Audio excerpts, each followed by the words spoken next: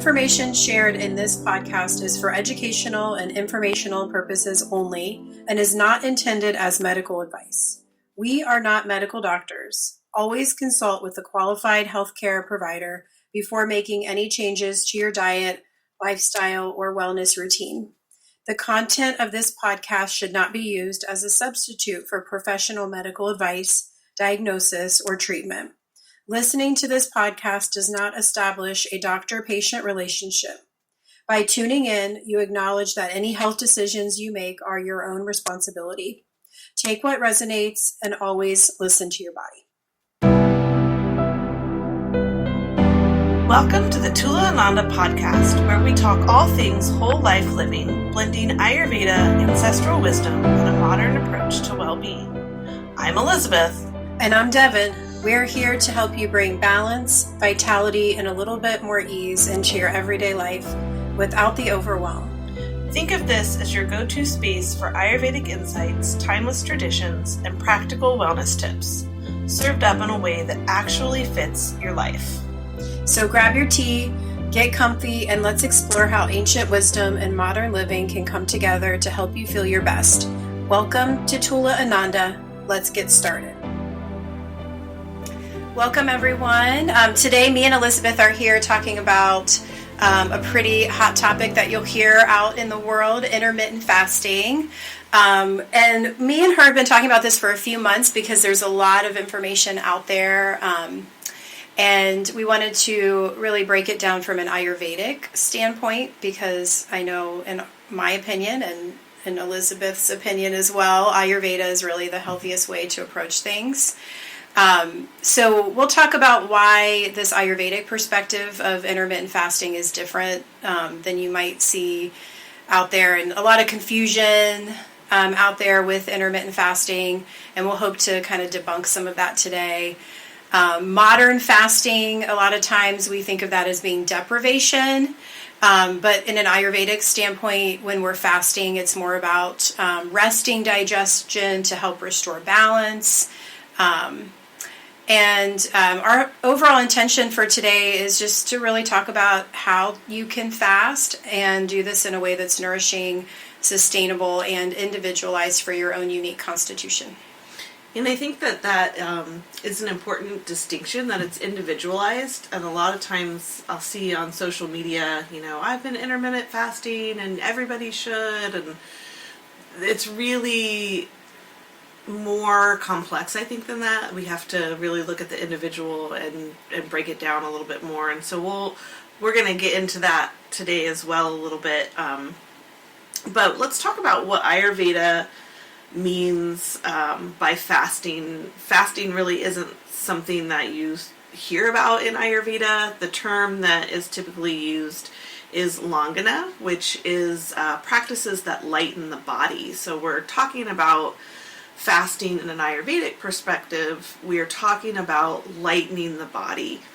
And some examples of what that might look like are eating just lighter foods, maybe skipping snacks, mono diets such as the khichdi cleanses that we see a lot in Ayurveda, doing liquid meals, broths, soups, and juices, or even just delaying breakfast or having an early dinner, so you're doing a gentle fasting overnight. And then the goal of an Ayurvedic langana practice or fasting is that we're supporting the digestive fire, our Agni, which I know you guys have heard us talk a lot about. And we're not suppressing the appetite. You don't want to be hungry during an Ayurvedic fast. And I don't think even if you're doing a modern intermittent fast that you should, if you're hungry, your body needs fuel. Mm-hmm. And I know you agree with that too. Absolutely. And you have to be a little flexible in that to make sure that you're not depriving your body, because that has its own negative consequences. And I think this is really where it's different for everybody. I know, really it was only in the past maybe decade or so, or even in the past few years even, for myself, that I understood more of this idea of the fasting from an Ayurvedic standpoint, or the intermittent fasting, if you want to call it that too. Because fasting, if you would have asked me 10 plus years ago, I would have been like, oh my God, there's no way I can never do that. And, maybe at that time in my life, it actually wasn't something I should have been doing, because my metabolism was higher. I was in my early 30s. Fasting and from an Ayurvedic standpoint should never be that you are depriving yourself when you're hungry. So it's not really about that. So I know fasting, when we hear that, we were like, oh my God. I know for me, especially being a Pitta dosha constitution that can have a higher metabolism, I was like, I could never do that. But it wasn't really until more recently, and I'm in my 40s now, that I did start to see the importance for where I am right now. So it's not just your constitution, but it could also be different life stages, which we'll talk a little bit more about that too. Yeah. So in line with that, thinking about the way we determine whether or not intermittent fasting or Longana practices are working is that you will feel more clear. You'll have that clarity of thought. You'll feel lighter in the body, less heaviness, and a steadier energy where you, again, Ayurveda is all about balance, and so you really do feel more balanced during that time. And signs that it may not be working for you would be that you are having anxiety, you feel especially cold, fatigue, or irritability, and then also feeling hunger. Again, you shouldn't be, if you're hungry, please eat. Mm-hmm. Yeah. Also with fasting, timing matters more than the actual restriction. So Agni is strongest midday, so that's our digestive fire that we've talked about already. So Agni is strongest midday from about 10 a.m. to 2 p.m. So right in the middle of the day. I kind of like to think about this, not so much now in the winter that we have in Ohio, but, in the summer when the sun comes out more, it's like that when the sun is at its brightest, that's kind of a way for you to know that your own fire, your own Agni, is at its strongest around midday. And so this is really like a great time to eat. And that's why really more from an Ayurvedic standpoint, your bigger meal normally would be more around that lunchtime, although that's not exactly how we follow things. In a Western, diet, normally it's the dinner that's the bigger meal, but that's just something else to kind of consider too. So eating with our Agni, if we are eating more when it's strongest, midday, we're going to have better digestion because our metabolism is higher. We're going to be able to absorb our food better and get all those nutrients. And it will also help us with just overall elimination because our digestion is working more optimally. So when we have better digestion, it allows for less ama. So I believe we've talked about ama in some other episodes, but just a reminder, or if you have not heard of any of our other episodes, ama is undigested material. So basically it's like toxins in your body. It's like waste. So when we have a lot of buildup of ama, it can cause fatigue, inflammation, and just a feeling of heaviness.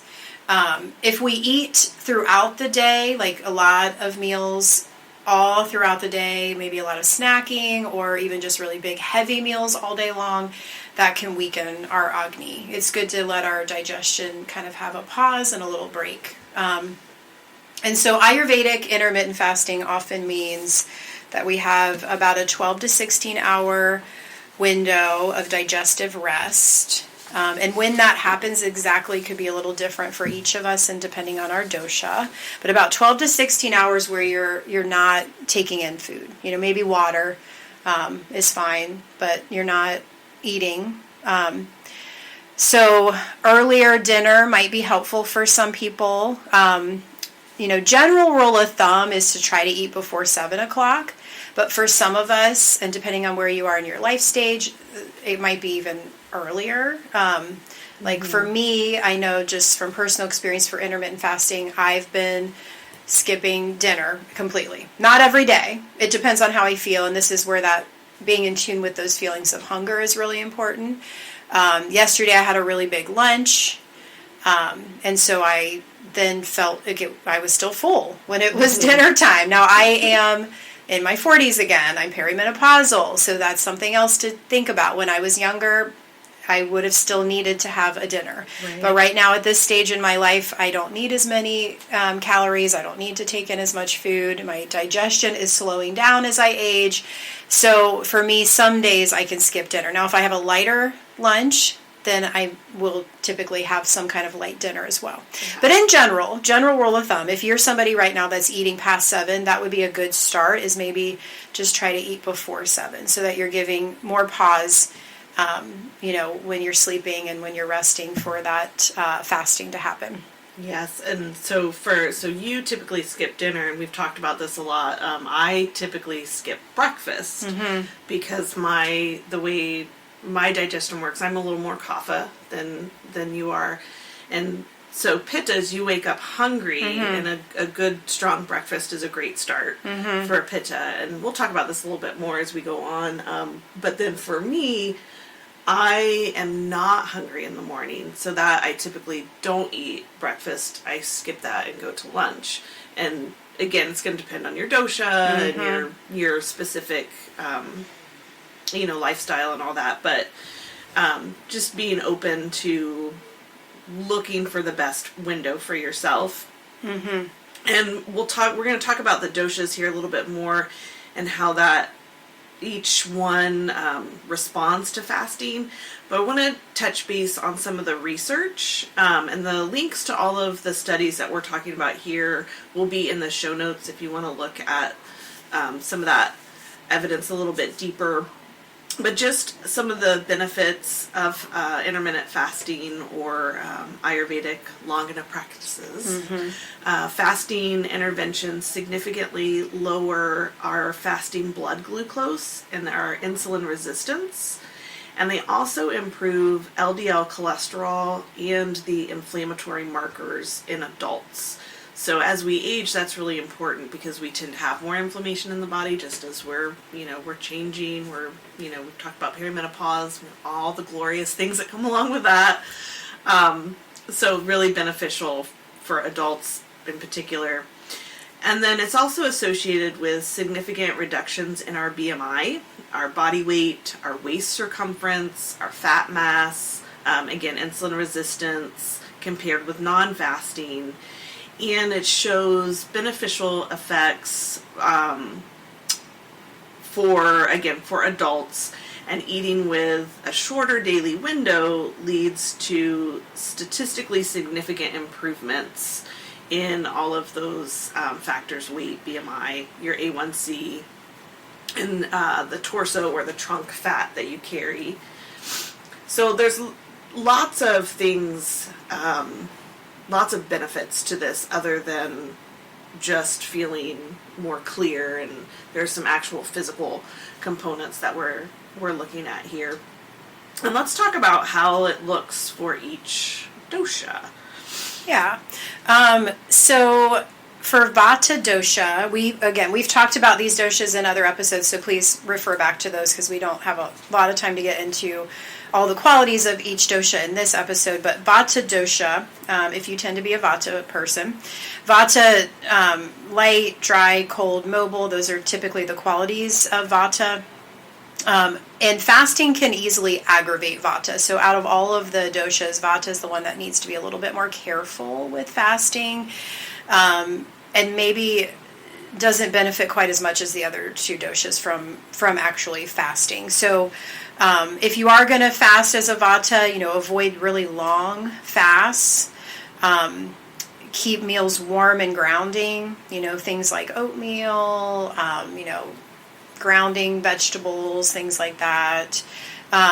If you're going to do the fasting, gentle overnight fasts only. I know me and Elizabeth are able to fast a little bit longer. Like I mentioned, I will actually skip dinner and wait until the next morning. That's a long fast, actually, and that is probably not going to be helpful or supportive for a Vata dosha. Typically just those 12 hours. So maybe they have that 7 o'clock meal, or before 7 they wake up and they typically should have a breakfast again.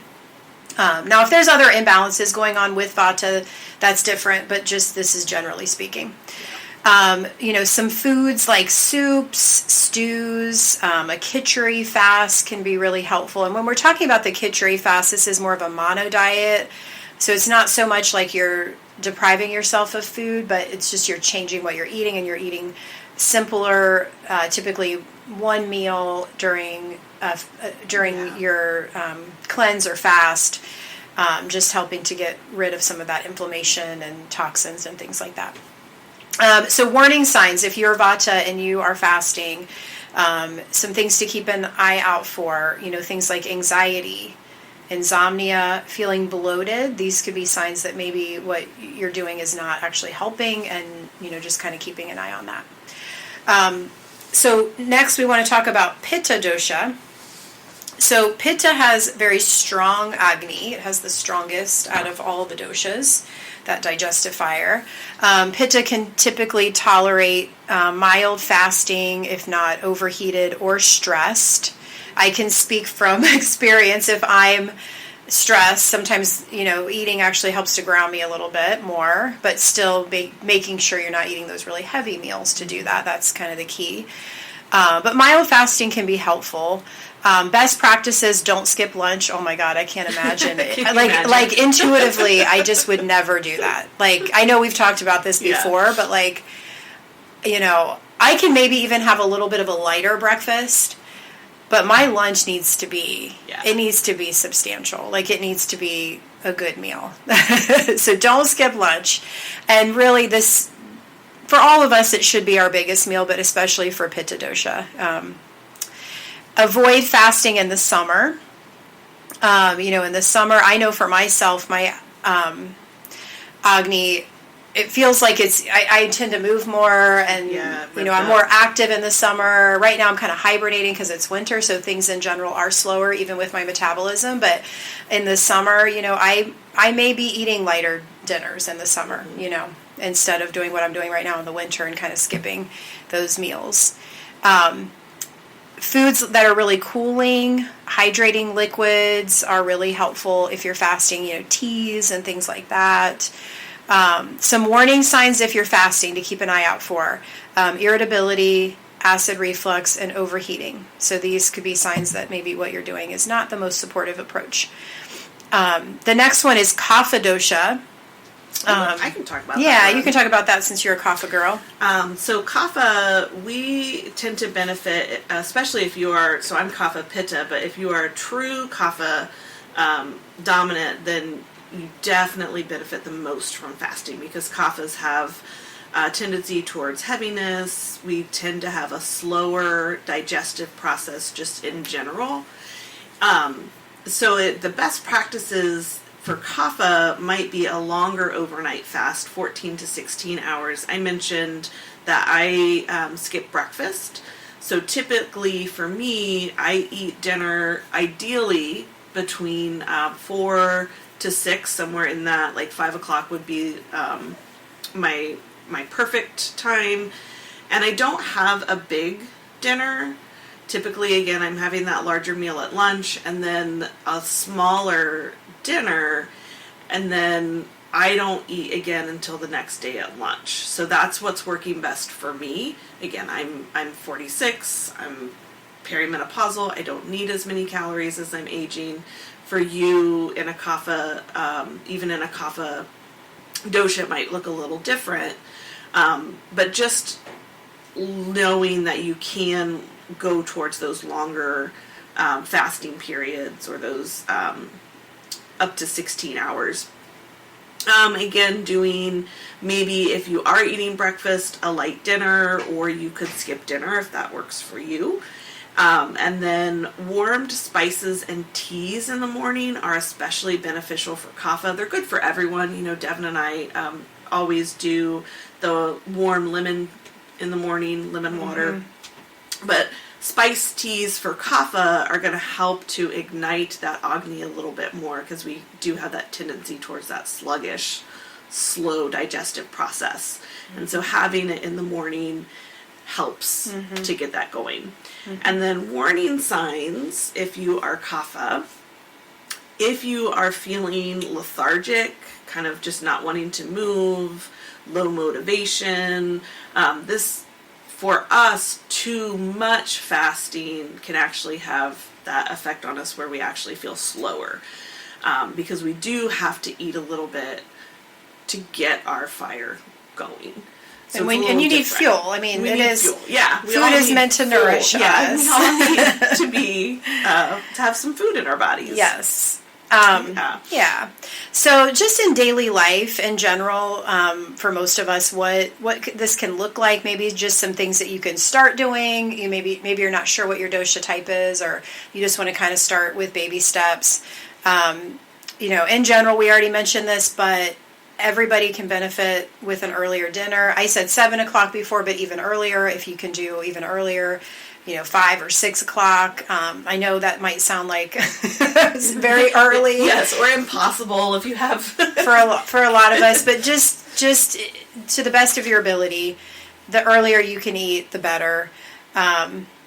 No late night snacking. If you do ever do this, try to make it, maybe once in a blue moon. Special occasions. Yeah, special occasions. Maybe you have friends over or something like that. That whole 80-20 thing again with Ayurveda. Yeah. We don't want to seem like we're too rigid all the time, because that can cause its own spectrum of disorders and issues. But just really trying to get yourself into a good routine is what we're talking about here. So no late night snacking. Morning, hydrating before you eat. Elizabeth talked about that warm lemon water, which we both do. I do it every single day. I just have some lemon in some water in the morning before I take in any food or any other drink. We cannot emphasize enough how significantly important that is for your digestion. Yeah, and if for some reason you don't have time or whatever, just having water. If nothing else, just hydrate yourself before you start eating food. Plain water, yeah. With breakfast, some people I think skip mindlessly, or they're in a hurry. It's a big part of our culture. We're rushing. I mean, you can even see people in the movies, like when there's a family or something or a show, and it's breakfast, and everybody's like hurrying and grabbing stuff, or they're eating the sugary cereals or a granola bar. Pop-Tarts out the door. A lot of what we're really talking about is intuitive eating.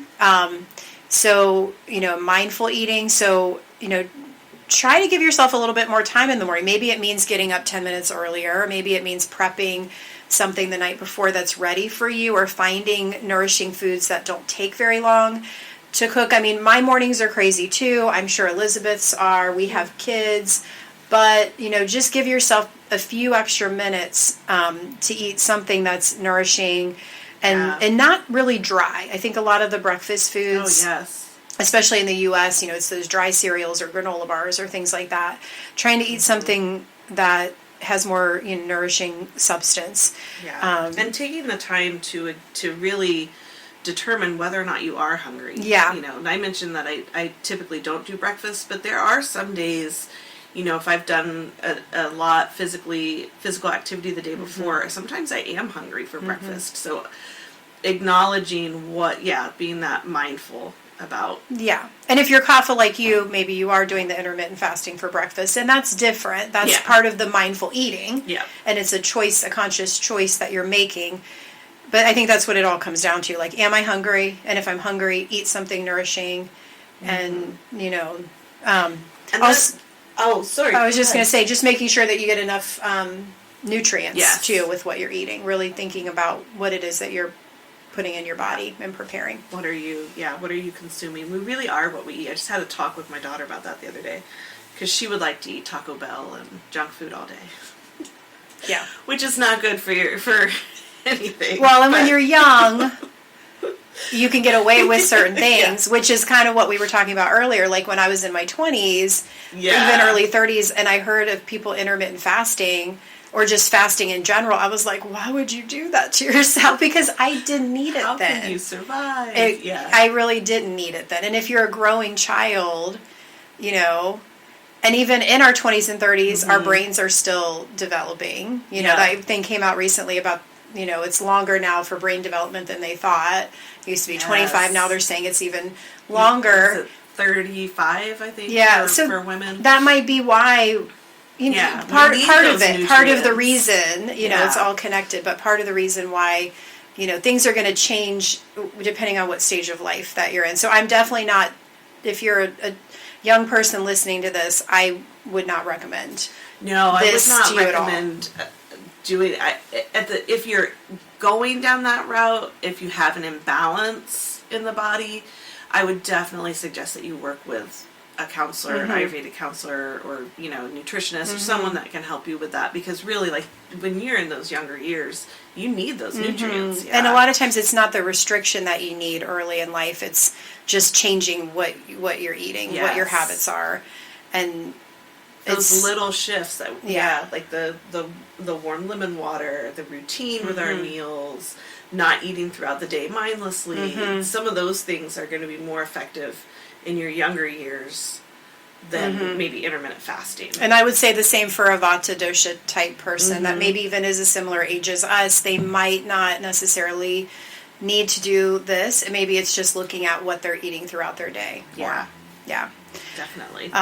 But, you know, we wanted to talk about this today because there's just so much out there. You'll hear people recommending it, but there's not always a lot of talk about different doshic types with it, and you know, a blanket statement of everybody should fast or it helped me, so you should do it can be really unhelpful, I think, and confusing to people, and which is part of the reason I was confused about it, because people I knew that intermittent fasted before I learned more about how it can work with my type did it in the morning like you. Yeah. And I'm like, there's no way I could skip breakfast. Yeah. People would tell me that and I would look at them like they were crazy. I'm like, what? No. No way am I going to do that. No. Yep. And I don't know why it didn't even occur to me, or I didn't know enough about it to know that it was even an option to really do it later in the day. And then I knew about it for a while, but it took me a while to start doing it, which is a whole other thing. Yeah. But it does take discipline. It does to do it. Well, and also just, knowing how to approach it. You don't have to start out, 16 hours is the typical, if you want to label it as a goal that people have to get to that 16 hours of fasting, but you don't have to start there. Yeah. You can start at 12 hours. You can just start overnight, stopping at 9 o'clock, no more Not snacks. eating. Yeah, if you're a really late night yeah. eater, maybe you just start bumping it back an hour. Exactly. First, baby steps are really key for sustainability and to have a Absolutely. healthy approach. So much better than just jumping in. Yeah. So let's talk a little bit about who should not practice intermittent fasting or langana. There are some contraindications for things. And again, we are speaking in capacity of Ayurvedic counselors. We are not medical doctors. We're, not in any way suggesting that we are. So please, if you want to do this, always speak with your doctor before you change your eating pattern, especially if you have some diagnoses going on. And then also, we talked about Vata not being the best fit for fasting. If you are extremely high Vata or you have some anxiety disorders, you would definitely want to speak with your physician and an Ayurvedic counselor to figure out the best. Again, it might just be changing some of the things you're eating. If you have a history of disordered eating, I would not approach this because there is potential to exasperate that disordered eating. If you're pregnant or postpartum, you need those nutrients. And if you're perimenopausal or menopausal and you're having a lot of symptoms, you might want to address that first before you dive into intermittent fasting. And then if you have any other diagnoses, chronic fatigue, adrenal depletion, you would want to address those things first before you start something like this. Again, just talking to your physician to make sure that it's right for you. And if you're not sure how to start, talking to an Ayurvedic counselor. And just kind of thinking beyond food, we're talking about doing this in relation to our meals, but we can think about fasting in other ways too, spiritually, and just our overall lifestyle practices and how we approach things. So thinking about things like digital fasting, using your phones. Is that what the kids call raw dogging it? I think This isn't new. I don't know about this. You'll have to explain this to me. I'm pretty sure I heard that the raw dogging is you set like a timer. Okay. And I might be wrong. Don't quote me on this, guys. But you set like a timer for like 30 minutes or an hour, and then you just sit without screens or anything, and apparently it's called raw dogging. Is it like you sit like in meditation, or No, you just do like other sit. things? You just sit like in a chair on a couch. Doing nothing. Doing nothing. Okay. Doing I mean, that sounds like kind of like meditating, but we can call it raw dogging. The kids come up with all kinds of fun terms. Yeah. Well, it's good that they're thinking about this because, I mean, it's affecting all of us. We're in an older generation that didn't always have technology and phones, but even for myself, like I have to catch it's so easy, and our attention spans are decreasing more and more. I think I was reading something that was like our attention spans are down to 40 seconds now. And, if you look at reels and stuff, those are like 3 seconds long sometimes. And that's crazy. So, I mean, I think for all of us, regardless of age, if you're using technology in any way, which I think we all are for the most part, if you're listening to this, you're definitely using technology in some capacity, which is great. It's good to get that information, but it's also good to have that raw dogging where you're not doing anything. That being bored can be great sometimes. When my kids tell me I'm bored, I'm like, that's great. It's good to be bored because you're actually in touch with even the feeling of boredom. Isn't there research too that shows that being bored actually helps your brain? I'm sure it does, because then you're aware of just at least the feeling of boredom. Yeah, but if you're taking in information all the time, you don't even know you're not even thinking about how you're feeling, or and there's so much information that we are taking in. Some of it is definitely negative, political stuff, violence, and there's that being aware, but also not, getting overtaken by all this information. Yep. And we could have a whole podcast on digital fasting, but basically just, set a timer or step away from it. If you find that you're just scrolling, that might be an indicator that you need to just, set your phone down. And it's hard to get away from it completely. I know that more than anybody, but just do your best with it. Just try to limit it.